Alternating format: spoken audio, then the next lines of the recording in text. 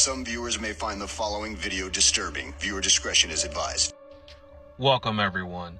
Today we're going to be talking about Up in Smokes Part 1.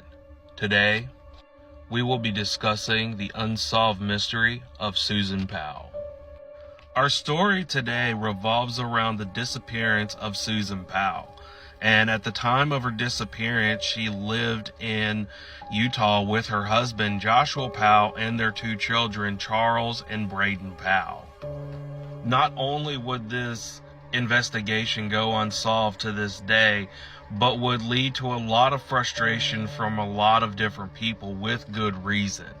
But the story would not stop at the disappearance of Susan and would ultimately lead to a very horrible tragedy. But without further ado, let's get into our story.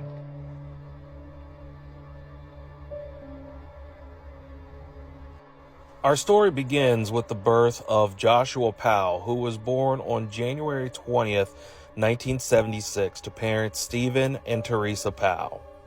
Joshua would also have four other siblings, Michael and John, and two sisters, Jennifer and Alina Powell. Joshua Powell would not live a very good home life growing up, as his father Stephen was an extremely abusive person, and you will soon find out that his depths into depravity knew no ends. Not only would Stephen habitually discipline his children by beating them, but he would take almost all of it out on Joshua. It's also said that not only would Stephen be abusive, but he would also have a dissatisfaction with the Church of Jesus Christ of Latter-day Saints, or the LDS Church, or more specifically, the Mormon Church. Not only that, but Stephen would also raise his sons to not only be rude, but also extremely abusive towards women, and would also encourage them to inhibit some of these behaviors around their own mother Teresa. He would also raise his sons to more or less not only be possessive towards women, but also to treat them nothing more than objects. And after a period of time, Teresa would just have enough of Stephen's abuse and would file for divorce in 1992. And in this divorce hearing, she would file a claim that was extremely disturbing. In this claim, she would say that Stephen would try to encourage his sons to not only watch but read pornographic material that he would give to them. She would also claim that Stephen was very polygamous and would often pressure her into engaging into an open marriage, to where he would try to bring in another woman as his second wife. He would also write in these journals and write sexual fantasies he had about these married women that he knew.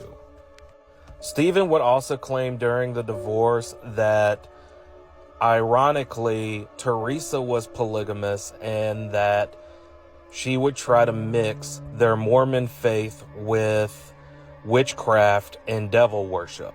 And to be more precise, Teresa was someone that just liked collecting natural herbs and minerals for medicinal purposes, and in Stephen's eyes, that was considered Satan worship.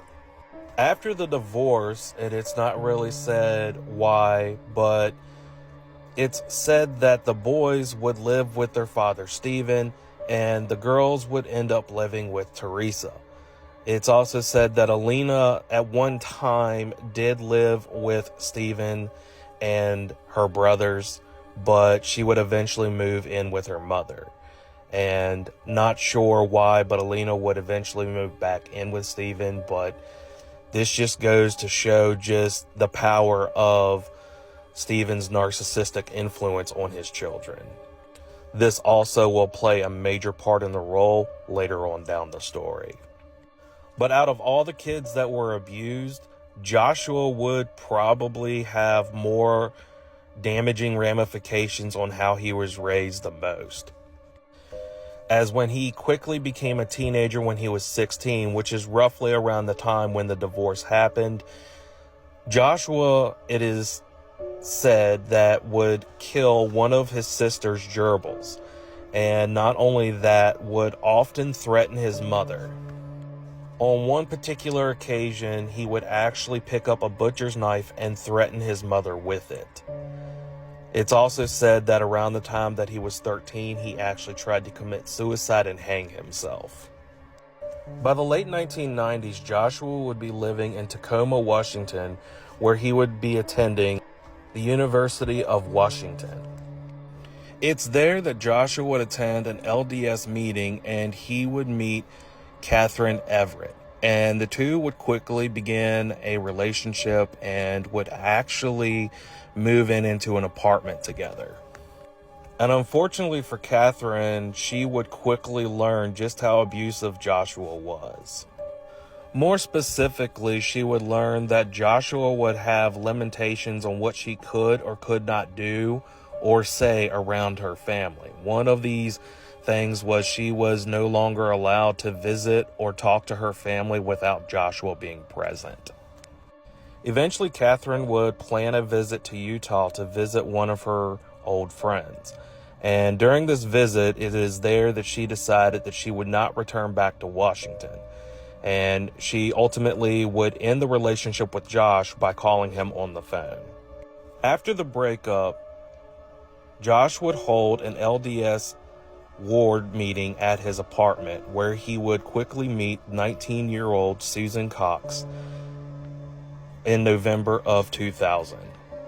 If you remember back to one of our previous videos on Travis Alexander, we had quickly talked about the Mormon faith as he was one of those avid members of it.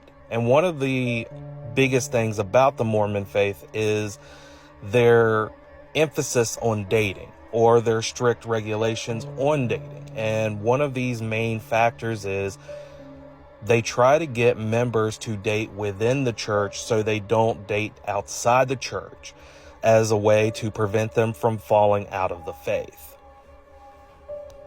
And it's actually one of these ward meetings that Josh would meet 19-year-old Susan Cox, and the two would quickly begin dating. And as I'd said before, Susan, who was born on October 16th, 1981 in Alamogordo, New Mexico, would begin dating 25-year-old Joshua Powell at this LDS meeting. The dating phase for the two would actually be fairly short, as 6 months later they would get married in April of 2001 at the Portland, Oregon temple. The two would eventually have two sons, Charles, who was born on January 19th, 2005, and Braden, who was born on January 2nd, 2007. Before the birth of their sons, however, Susan and Josh would actually move in with Stephen in South Hill, Washington. And this would just be the start of the many, many unfortunate things to happen to Susan. Mainly because Stephen, her father-in-law, would become very creepily and very obsessively infatuated with his 19-year-old daughter-in-law. And I cannot stress this enough. Keep in mind the stuff that you're about to hear. This is Stephen's 19-year-old daughter-in-law that he is doing these things. Not only would Stephen just follow Susan around everywhere, but he would follow her around with a camcorder and a camera. And he would take over 4,000 shots of his 19-year-old daughter-in-law.